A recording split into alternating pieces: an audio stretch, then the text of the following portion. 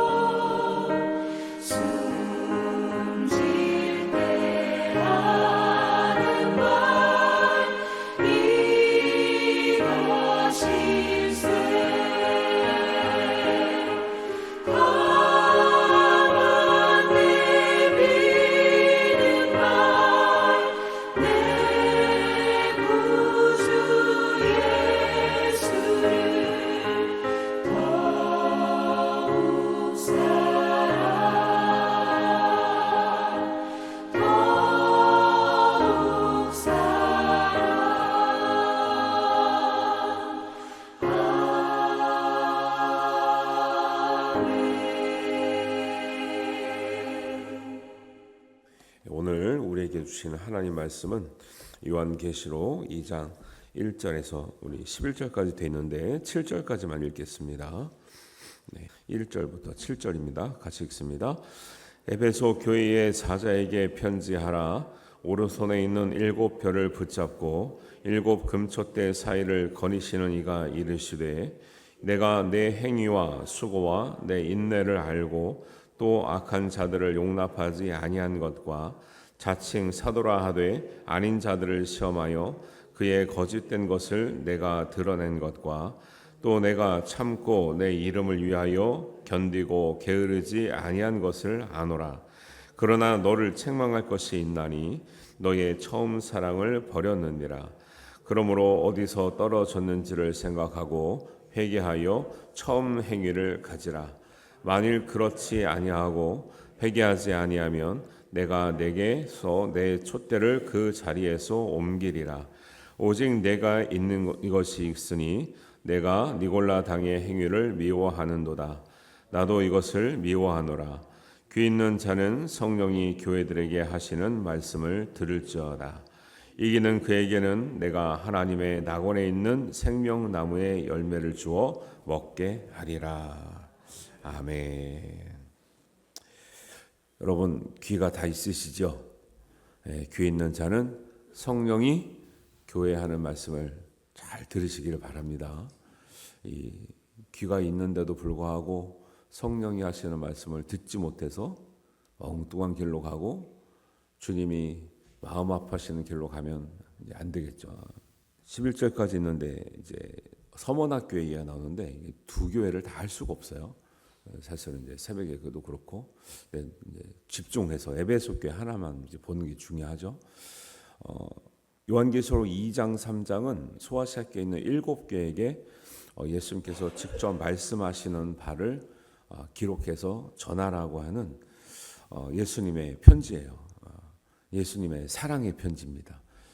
여러분 하나님께서 예수님을 통해서 주신 사랑의 편지 받으시면 얼마나 좋겠어요? 여기에 다 나와 있습니다. 요한계시록 1, 2, 3장, 특별히 2, 3장을 여러 번 잘 읽으시면 교회를 위해서 주시는 예수님의 사랑의 편지거든요. 교회인 우리에게 주시는 사랑의 편지인 줄 믿습니다. 잘 읽고 예수님께서 어떤 교회를 세우기를 원하셨는지, 예수님은 우리가 어떤 성도가 되기를 원하셨는지 칭찬을 많이 해주셨어요. 7교회에. 그러니까 그대로 하면 되겠죠. 그렇게 대답이 없죠. 그대로 하면 되겠죠. 칭찬 받는 대로 하면 되잖아요. 그죠? 근데 또 책망도 하셨어요. 책망 받을 일을 안 하면 되잖아요. 쉬워요. 이미 어떤 일을 하면 칭찬을 듣고 어떤 일을 하면 책망 듣는다가 다 나와 있는데 어떤 사람은 칭찬 들을 일을 많이 하는 반면에 어떤 사람은 굳이 책망 받을 일을 한다. 굳이 책망 받을 일을 해요. 책망 받지 말고 칭찬만 듣는 우리 모든 성도님 되시기를 주님의 이름으로 축원합니다. 정말 간절한 소원입니다. 간절한 소원. 칭찬 듣는 교회 얼마나 좋습니까? 칭찬 듣는 성도 얼마나 좋아요. 예수님은 이 땅에 교회를 세우시고 교회를 모든 사람을 구원하는 통로로 쓰시는 거거든요. 그럼 당연히 교회는 칭찬을 받아야 되죠. 교회가 욕을 먹으면 안 되겠죠. 교회 성도들이 당연히 칭찬을 받아야 되죠. 근데 물론 7교회도 책망 받는 일이 있었긴 있었어요. 7교회가 있는데 5교회는 칭찬도 있고 책망도 있거든요. 근데 2교회는요 책망 자체가 없어. 아니 책망을 안 듣는 교회도 있다니까요. 우리는 보면 책망은 다 듣긴 듣구나 이렇게 생각을 하잖아요. 아니요, 책망을 안 듣는 교회도 있어요. 자녀들이 물론 책망도 있고 칭찬도 있는데 책망을 안 듣는 자녀도 가끔 있죠. 그런 자녀가 되는 게 더 좋겠죠. 굳이 책망을 듣는 교회가 될 필요는 없는 거죠. 예수님은 교회를 이 땅에 최초로 이제 교회를 세우시고자 발의하신 분이 예수님이세요. 예수님은 자기의 핏값을 바쳐서 교회를 세우셨어요. 그래서 1절에 보면 오른손에 7뼈를 붙잡고 교회의 지도자라 그랬습니다. 7뼈는 항상 교회는요 하나님께서 지도자를 세웁니다. 어떤 분들 옛날에 일제시대 때 무교회주의자라고 하는 기독교인들이 있었어요. 근데 그 분들 중에 좀 유명하신 분도 있어요. 김교신 선생님 같은 분들, 이렇게 보이는 교회, 그다음에 형식적인 교회, 제도적인 교회가 필요하지 않다. 그 시대는 그럴 수 있어요. 그 시대는.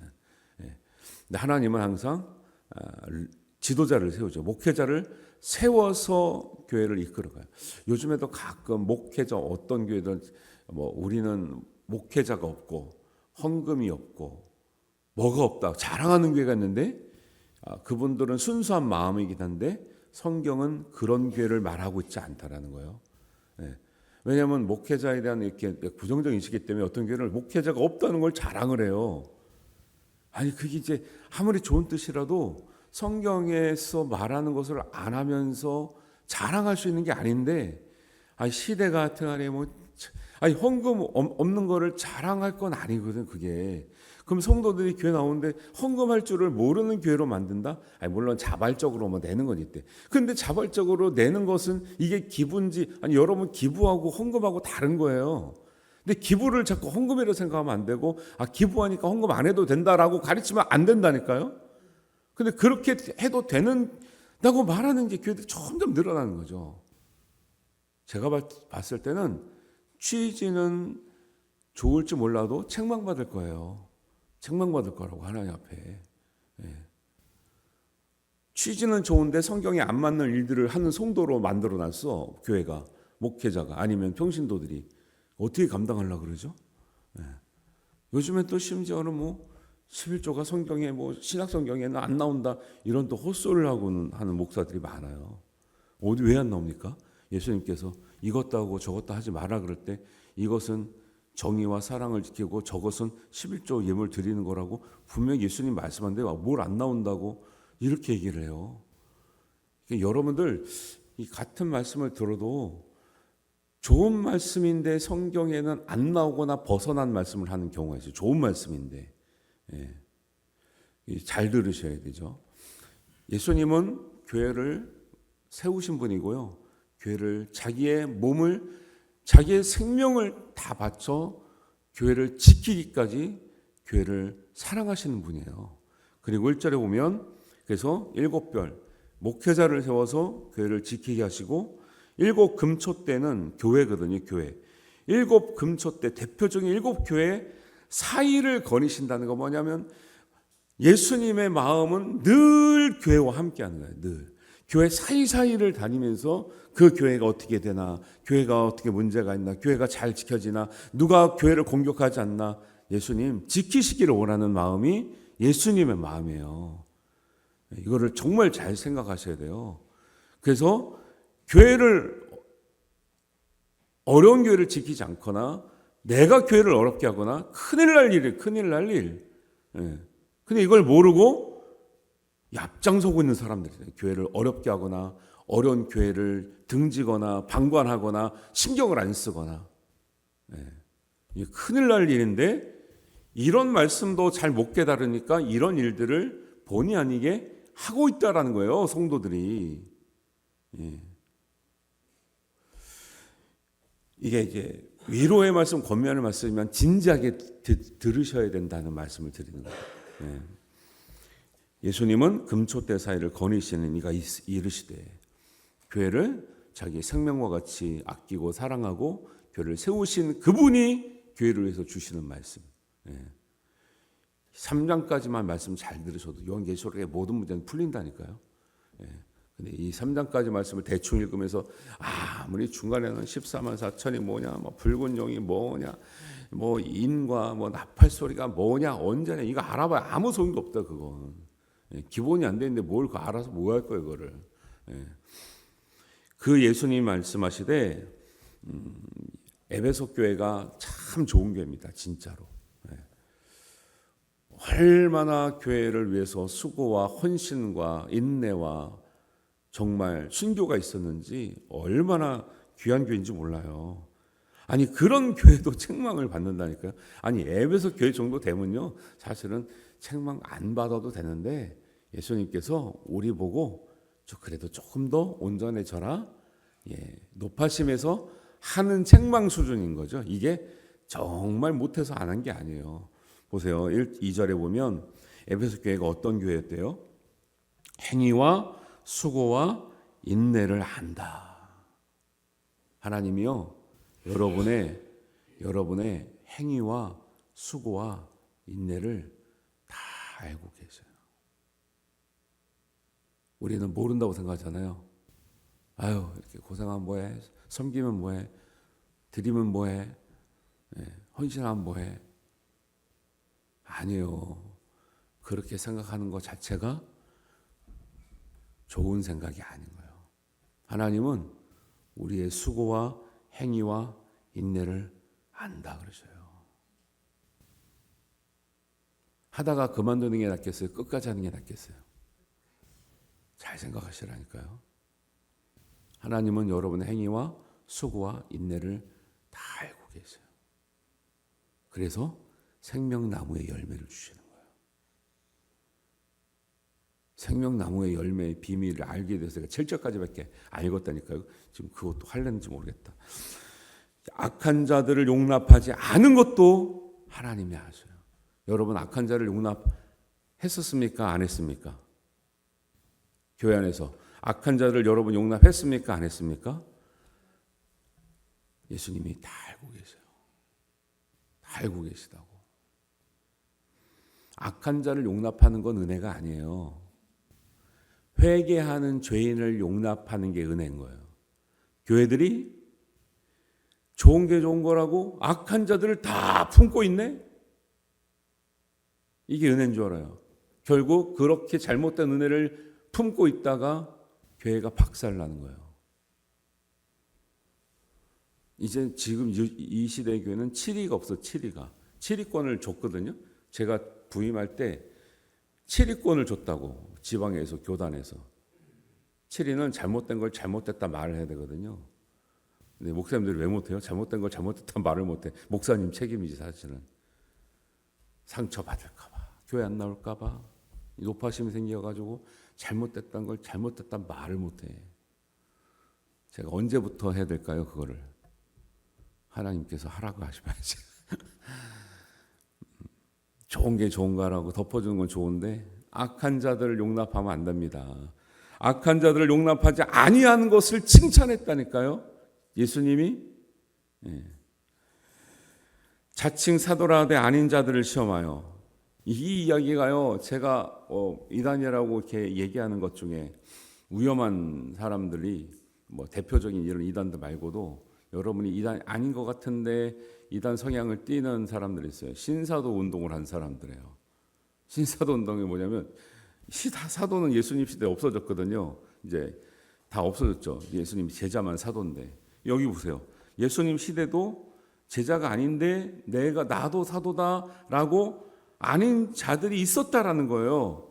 근데 에베소 교회가 칭찬된 이유가 그런 자들을 시험하여 거짓된 것을 드러냈다. 저것들은 사도가 아닌데 사도라는구나. 사도가 아닙니다. 공포한 거예요. 교회에서. 잘했다는 거예요. 그게. 근데 요즘 2000년이 지나서 요즘 시대에 자기들이 사도라고 예를 들면 우리는 목사 안수 받으려고 10년을 공부하고 뭐 교회에서도 4년 이상을 섬기면서 해야지 받는 안수를 자기네끼리 기도하고 하나님이 직통계시를 주셨어. 얘를 사도로 삼으래.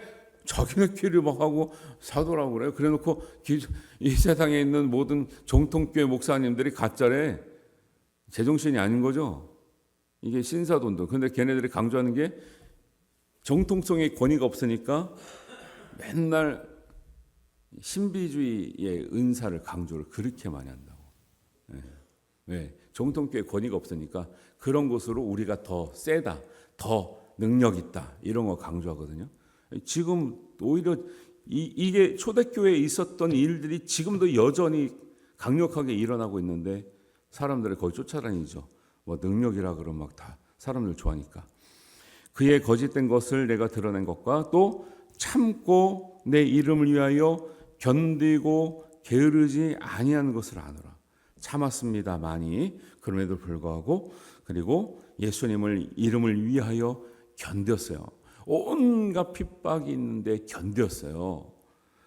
그리고 결코 힘들다고 해서 게으르지 않았다라는 거예요. 새벽기도에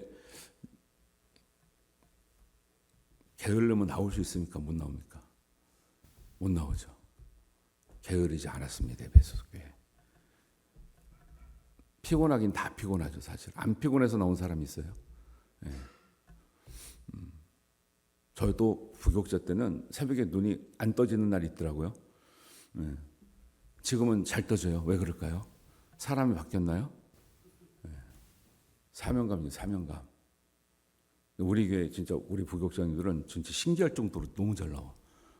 우리도 부교육자 때는 안 나온다고 가끔 혼나고 그랬거든. 우리 교육자들은 뭐 혼낼 일이 없어. 너무 성실해 진짜. 그래서 신기한 사람들이다. 우리도 부교육자 때 일 많이 하고 하면 힘들어가지고 깜빡깜빡 할 때가 있었거든요. 아주 존경할 만한 분들이고요. 이런 정도의 교회만 되고 성도만 돼도요, 하나님이 얼마나 기뻐하는지 모르죠. 그러니까 이런 정도 한 교회에게 생명나무 열매를 주신다는 게, 생명나무 열매가 어마어마한 거예요, 진짜. 아니 뒤에 흰돌도 받고 뭐 생명이 면류관도 받고 막 좋은 게 많은데, 아니 그 사실은 맥락은 다 같은 말이에요. 그 중에 하나만 받아도 다 끝난 거예요, 사실은. 생명나무 열매 받았으면 다 끝난 거지. 뭐 생명나무 받고 뭐 흰돌은 못 받기 때문에 문제가 있냐, 그렇지 않아요. 면류관은 못 받기 때문에 문제가 있냐, 그렇지 않고요. 생명나무 열매를 받을 정도면 다 끝난 거예요, 사실은. 이 생명나무도 얼마나 정말 알게 되면 어마어마한 건데, 에베소 교회 이 왜 행위와 수고와 인내와 참고 견디고 게으르지 않았다는 이 말은 역사적인 배경은 이런 거예요. 로마의 대화재가 났다고 그래요. 한 70년, 한 60년 경에. 그랬더니까 너무 로마의 큰 대화재가 나니까 로마 황제가 자기가 위신이 안 서는 거죠. 왜? 이건 사람들이 뭐라 그래요? 나라가 큰 어려움이 닥치면 누구 때문에 이렇게 생겼다 그래요? 예를 들면 우리 같으면 대통령 때문에, 대통령이 기도를 안 해가지고, 아니면 대통령이 덕이 없어가지고 이런 것처럼 옛날에 이 황제가 덕이 없어서 신이 황제를 막 버려서 이렇게 우리가 피해를 입는다고 하니까 황제가 뭐라면 그때 가장 미운 인간들이 누구예요? 기독교인들이 핍박하니까 로마가 싫어서 불을 질렀다고 소문을 낸 거예요. 그때 그래서 로마 황제가 기독교인들을 그래서 잡아들여서 더 죽여라 그랬는데, 이런 일로 에베소 교인 70명이 잡혀서 사형을 당합니다. 에베소 교회만. 그러니 다른 교회들은 또 어마어마한 또 핍박이 있었겠죠. 그런데 에베소 교회가 이것을 참고 견뎠다라는. 이러면은 옛날 제자 같은 무서워서 다 도망가고 숨었을 건데, 게으르지 않고 이 죽음의 위협 앞에서 여전히 기도하고 여전히 말씀 전하고 여전히 복음을 전하며 살았다는 거예요. 이러니까 생명나무 열매를 주시죠. 생명나무 열매가요, 아무나 또 주는 게 아니에요. 여러분, 누구나 믿을 수 있지만 아무나 구원받는 게 아닌 거예요. 누구나 믿을 수 있지만 아무나 구원받지는 않아요. 구원받는 사람은 칭찬받을 만한 믿음이 있는 사람들이에요. 여러분 생각해요. 교회를 우리 교회뿐만 아니라 한국 교회, 세계 교회를 들락달린 사람은 얼마나 많겠어요? 다 구원받겠어요? 아니요, 저는 그렇다고 생각 안 해요. 기회를 주는 거죠. 구원의 가능성이 열려 있죠. 그러나 주님 모실 때는 교회를 들락달락한다 해서 다 구원받지는 않을 것이라고 생각합니다. 아니, 잘 믿으면 다 구원받죠. 근데 교회 들락달락한 사람이 정말 이런 믿음을 깨닫고 믿느냐는 거예요.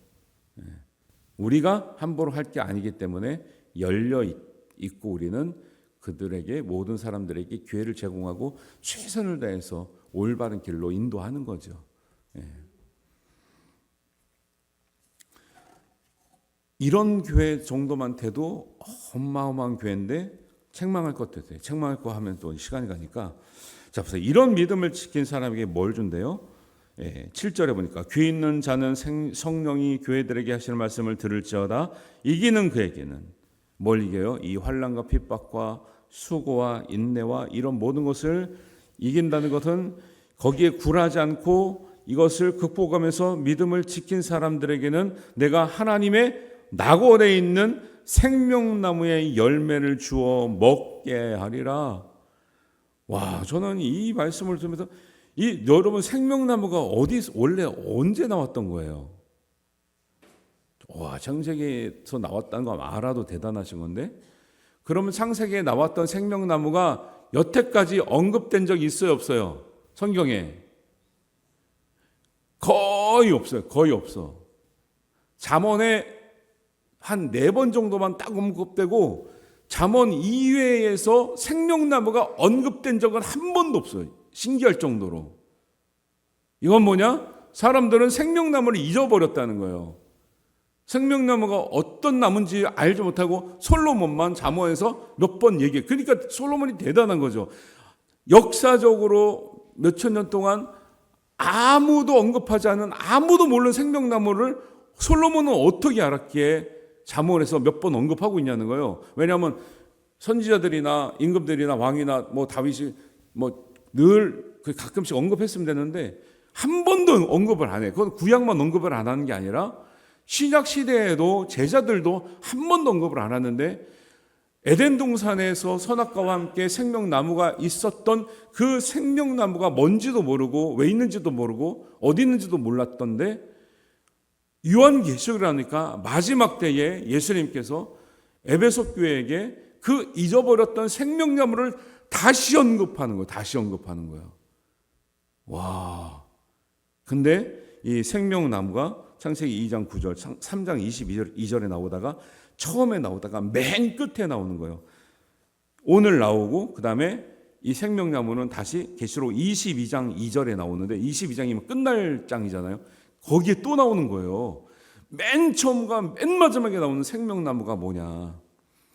22장 2절에 보면 길 가운데로 흐르더라 강 좌우에 생명나무가 있어 12가지 열매를 맺되 달마다 그 열매를 맺고 그 나무 잎사귀들은 만국을 치료하기 위하여 있더라.